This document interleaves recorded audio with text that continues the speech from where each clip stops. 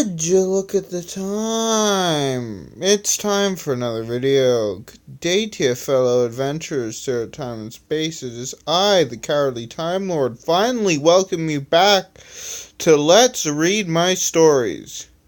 We're starting off today with a tale or two.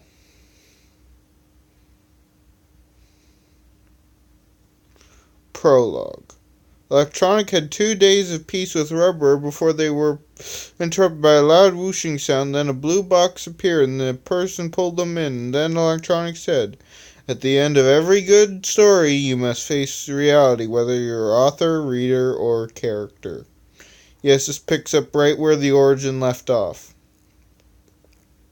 Chapter 1. Is that all? What? I thought I sent you 6 back to your home dimensions, stated Electronic. "Well, we didn't make it back to our home dimension," said Poet. "They had closed off before we had got all the way back," said Siren Caster truthfully. So many female voices. I can't do female voices very well, at least.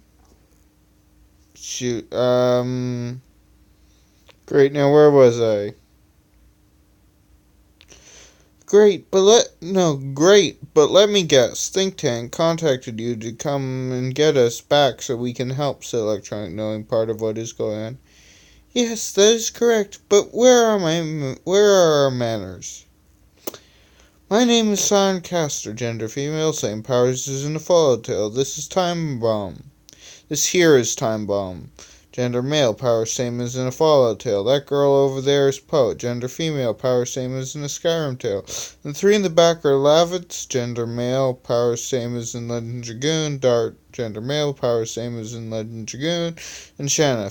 Gender female, power same as in Legend Dragoon.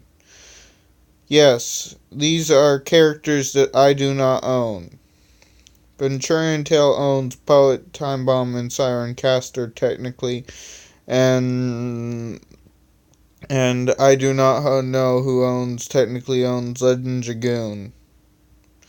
Or if anyone really, well, I guess Sony technically owns it, but whatever. Also, this little thing needs to go up.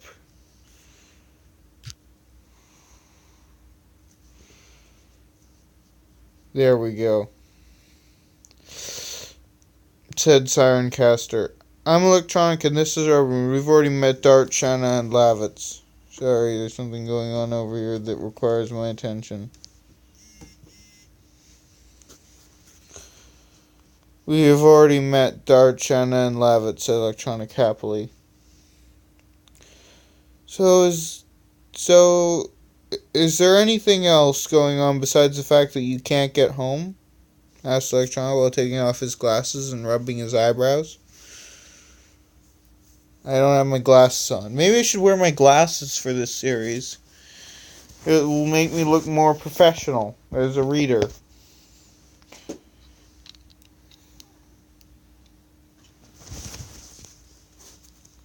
Whoa, bright and also clear. I really sometimes forget how much better my vision is when I'm wearing glasses. While taking off his glasses and rubbing his eyebrows. Yes, all the dimensions have been closed off except for your home dimension. Wow, it's hard to read with these glasses on, actually. My eyes are starting to water. I can't do this. Sorry.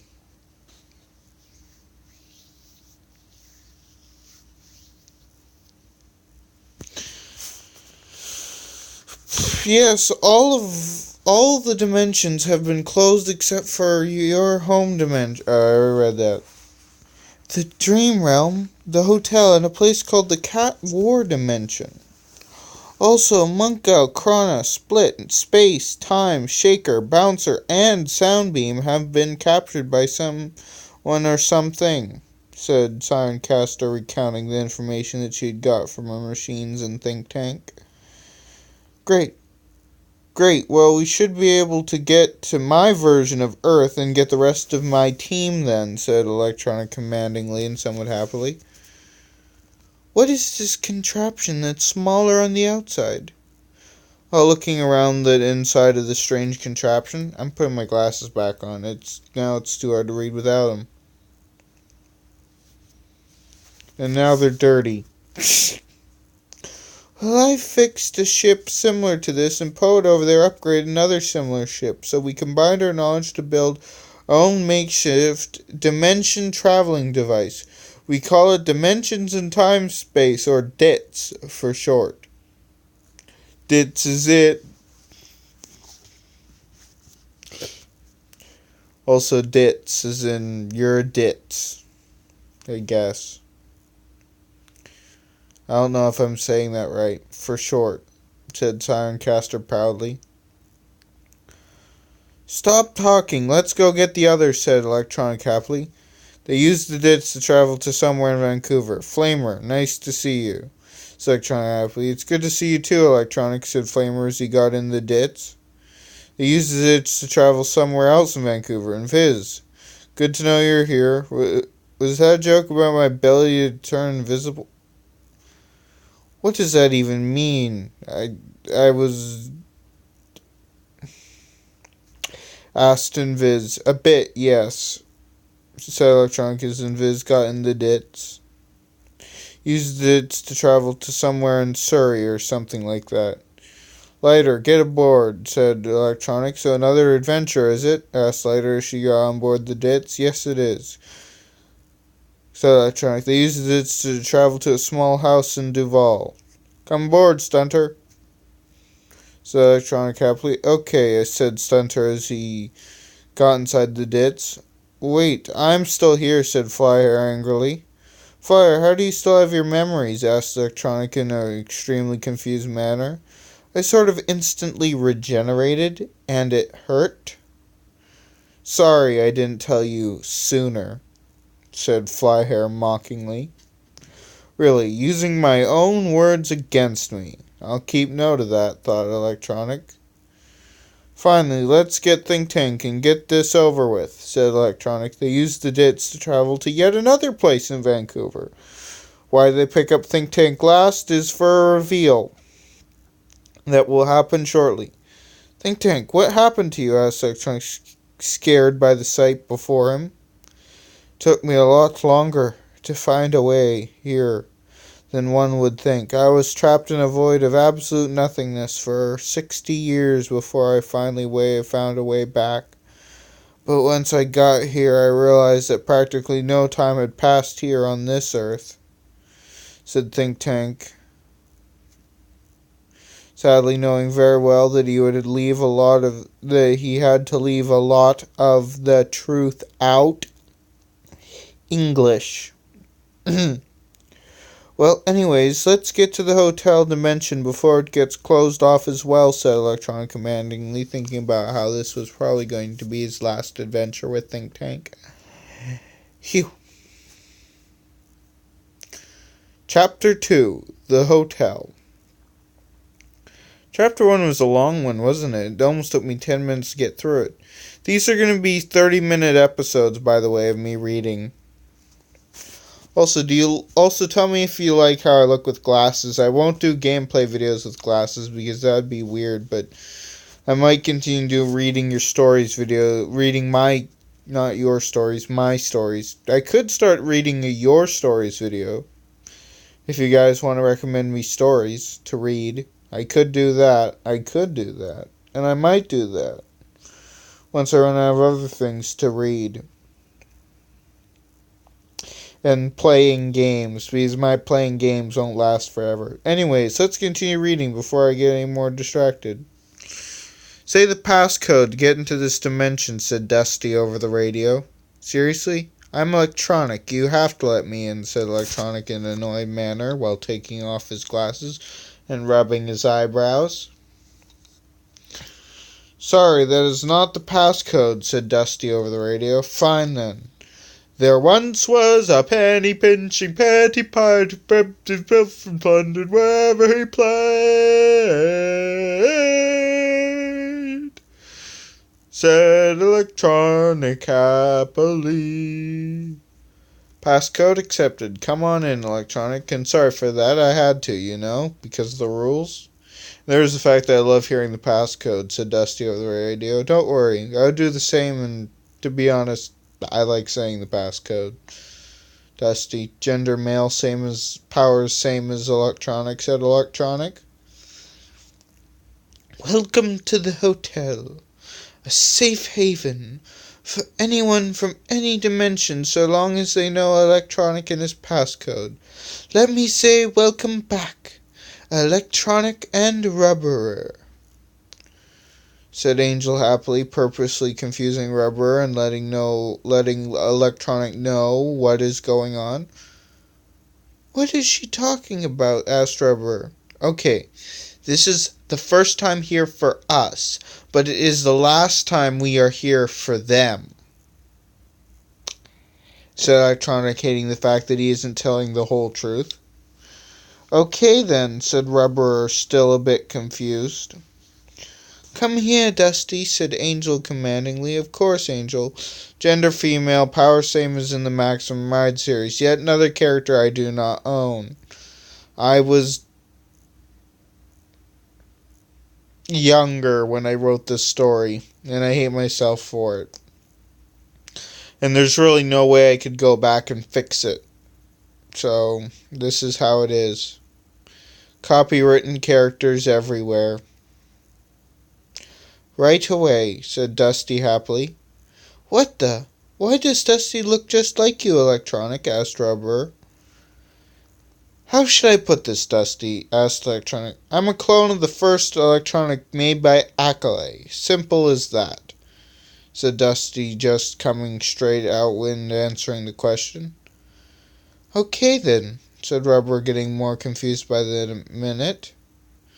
So, Angel, we need some rooms until the pathways between dimensions are back, said Electronic commandingly. Of course, here you go. A couple rooms for the group and special couples rooms for Siren and Time Bomb, Electronic and Rubber, Dart and Shanna, said Angel happily.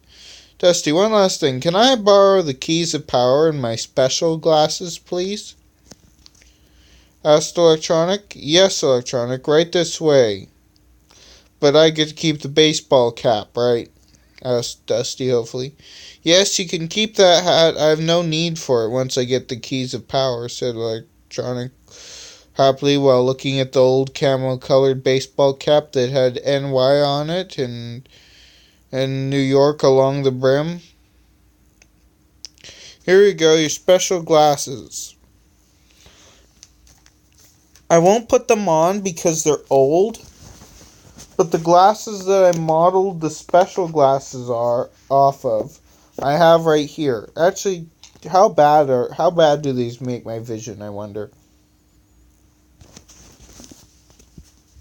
Actually, these are easier to read with.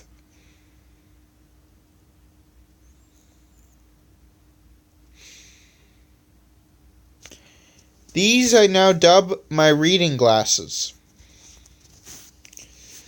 Here we go, your special glasses. They should help you shoot electricity out of your eyes. And the keys of power, a key that works as an incinerator ray, a keychain decoration that works as a freeze ray, a flashlight that only blinds people with the darkest of hearts, a flashlight that turns the darkest of things bright, a key that can open any door, a key that works as a teleportation device, a keychain decoration that works as an instant sword, a regular wind-up flashlight, and a key to Mormore's house, said Dusty.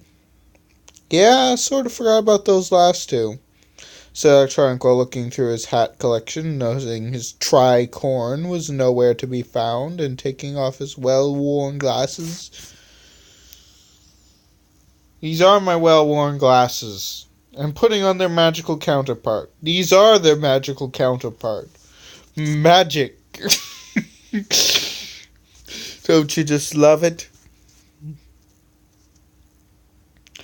Oh, and I forgot. Take this earpiece radio communicator. Yes, because that makes sense. It will allow you to talk to me more easily, said Dusty. Thanks, you never know when that could come in handy. We should have a quick sparring match, just to make sure you're still as good as you used to be, before you take Siren, Time Bomb, Flamer, Rubberer, and Stunter to the Cat War Dimension," said Dusty while grabbing the baseball cap. "I agree," said Electronic, activating his sword key and getting a broadsword, his eyes glowing an odd purple. "Why are you holding your sword in your left hand? We are right-handed, aren't we?" asked Dusty sarcastically. "I'm holding it in my left hand because if I held it in my right hand, it would be an even match.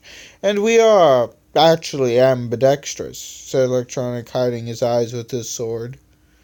"I can't believe you won, especially since you were using your left hand," said Dusty.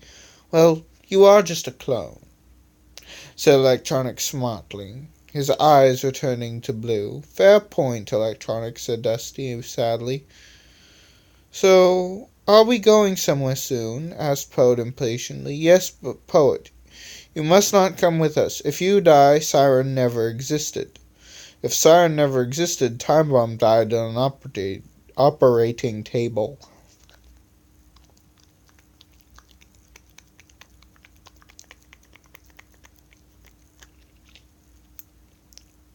"And we can't have that," said Electronic, knowing full well that what Poet will figure out with that information, his eyes glowing a very dim gold. "Remember the purple eye, gold eye thing? That will come important very soon." Chapter 3, Yeti and the Flying Raccoon Sharks. One of the most ridiculous titles to a chapter in any book I think that has ever existed. Try to find a more ridiculous chapter title and post it in the comments, please. "Here we go, guys and girls, into the Cat War Dimension," said Dusty over the radio. "Well, here we go," said Electronic happily. "Stop shooting at them cats, it is Electronic," said Yeti commandingly. "Yes, sir, Commander Yeti." Gender male relation to Electronic pet cat. Powers speaking and looking somewhat like a human and can make things cold. "Sir," said a cat soldier under Yeti's command. "Flame, it's good to see you," said Yeti happily before turning to Electronic. "Electronic, come with me and tell me about these other warriors you have with you," said Yeti, gesturing for Electronic to follow him. "Yeti, may Rubberer come with us?" asked Electronic while gesturing towards Rubberer. "I guess, but no one else may come," said Yeti. "Electronic, I have not seen you in years. I learned some of what happened after I died from Lily and Genie.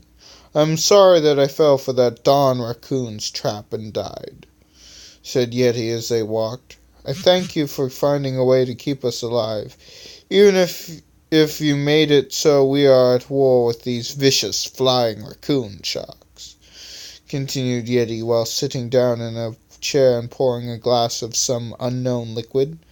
"Yeah, silly nightmare come true," said Electronic while sitting down across from Yeti and examining the liquid. "So, Electronic, who are the warriors you brought with you?" asked Yeti. "You already recognize Flamer. Rubber is my girlfriend. Time Bomb and Siren are from a tale told by the great Venturian tale. And Stunter is my cousin," said Electronic while taking a sip of liquid and realizing it's some sort of combination of soft drinks. "Good. They could be of some help with the flying raccoon shark problem," said Yeti. "Yeti, I have a plan to help you beat the flying raccoon sharks. You can freeze invisible rain clouds like in some with your ice powers and make them snow. Then you sneak through the snow and use my sword after I've charged it with electricity and kill the flying raccoon sharks, and the rest of us will do a full-on frontal assault and hopefully find out what is going on from their leader," said Electronic while activating his sword and getting a katana. Get it? Because it's the Cat War Dimension? That was only a joke I realized in retrospective. Wow, it's so weird to be wearing these old glasses again. These are not exactly perfect thing for me anymore? What would happen if I tried looking through both my glasses? Hypervision activated.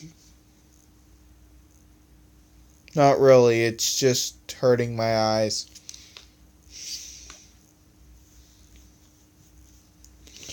This must look very weird if you're focusing on the face cam. Sounds like a good plan for one of yours, said Yeti jokingly while grabbing the sword from Electronic. What is that supposed to mean, Yeti? Nothing. Absolutely nothing, Electronic. Just like old times, right, Siren? Asked Time Bomb while shooting at some of the flying raccoon sharks with his flamethrower. Yeah, just like old times, Time Bomb, said Siren Caster somewhat sarcastically while firing her revolver called the Jayhawk. Siren, Time Bomb, save the kissing until after the battle, yelled Electronic commandingly, his right eye glowing gold and his left eye glowing purple. We weren't about to kiss. Why would you even think that? As Time Bomb's Siren Caster, moving slightly further apart and blushing. Hello, I'm in love with rubber, so I know a moment when I see one, said Electronic happily while still fighting even without paying attention. No, apparently you do not, and we aren't even in love, said Sarncaster, lying through her teeth. You could have fooled me, said Electronic under his breath. Electronic, the leader of the Flying Raccoon Shark, says he is a friend of yours by the name of Split. He also says he saved him from Torbor. Gender male, relation to Electronic robot modeled in his likeness.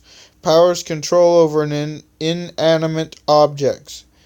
Xe, gender male, powers can make giant X's appear from nowhere. And Footy, gender male, powers can create extreme odors and being made out of feet. If you can't tell, Xe and Footy and Torbor are my first 3 creations dating all the way back to kindergarten. They're the first 3 fictional characters I ever invented. First 3. Why did I put them in the story? Because the story is dedicated to every bit of imagination and unimagination that I've had. I.e., it's dedicated to everything in existence, sort of. It's dedication to myself. I know that sounds incredibly narcissistic, but it isn't. Yelled Yeti over the railing of the railing.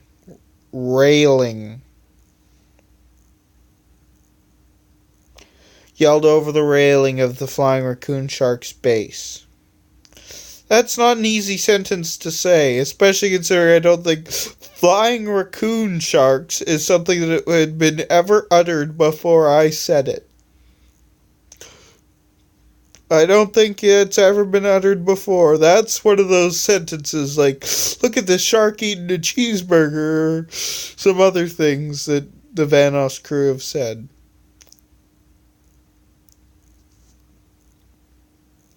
You couldn't tell what I was doing there, because my thumb was in the way.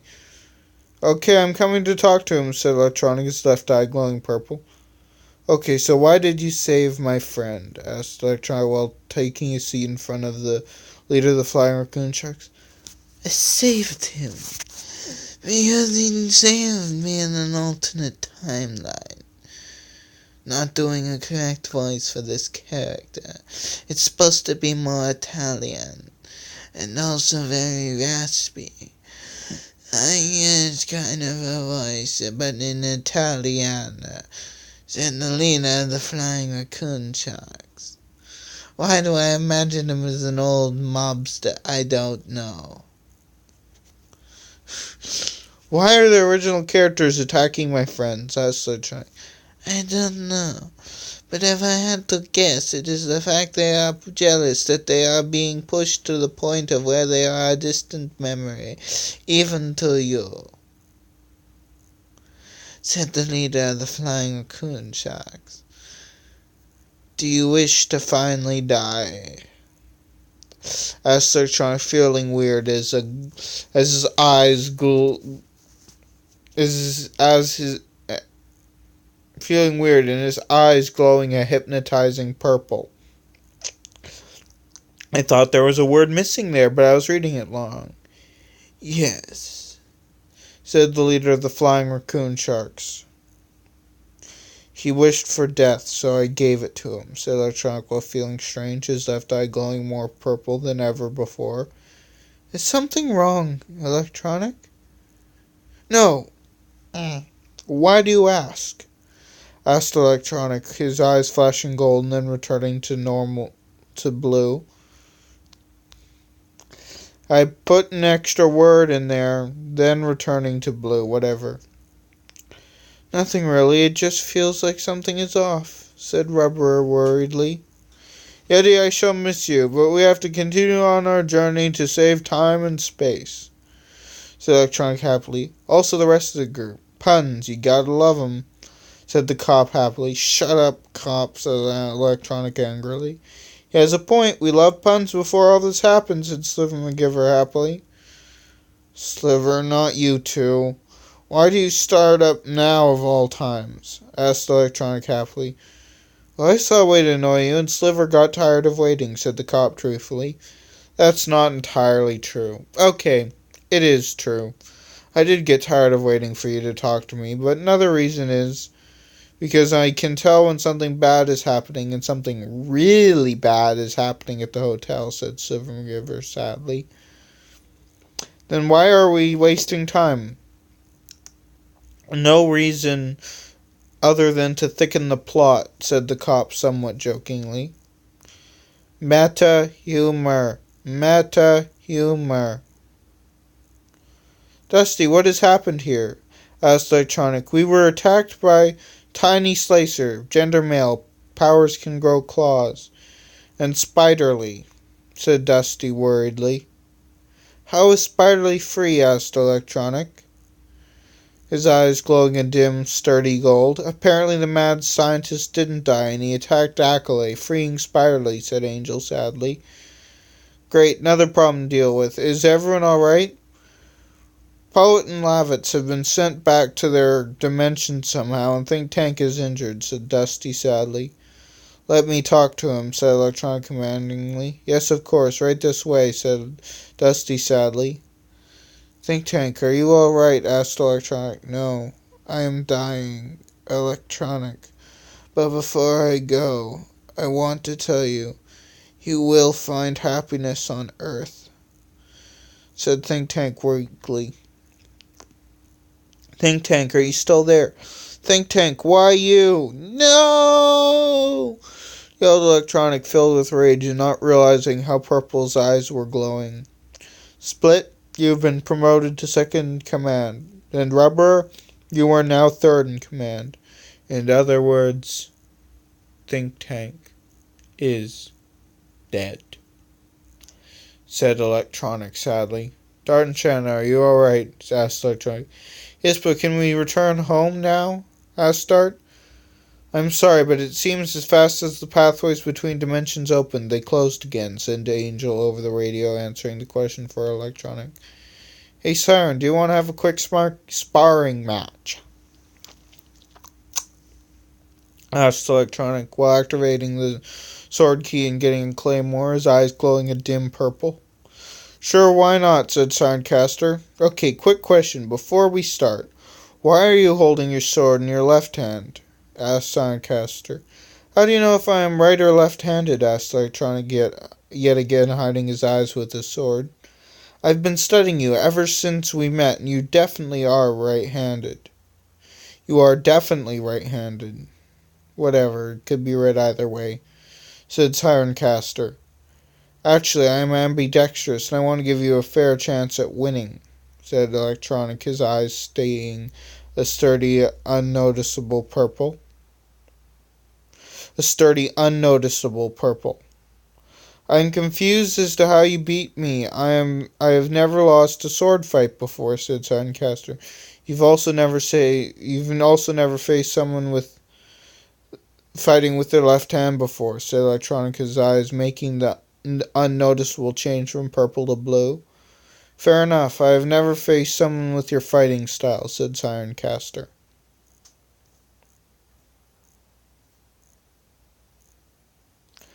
Chapter 4. Some new, some old, all villains.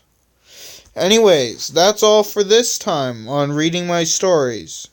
So, this is the Cowardly Time Lord signing off and saying, have a good day, or whatever time it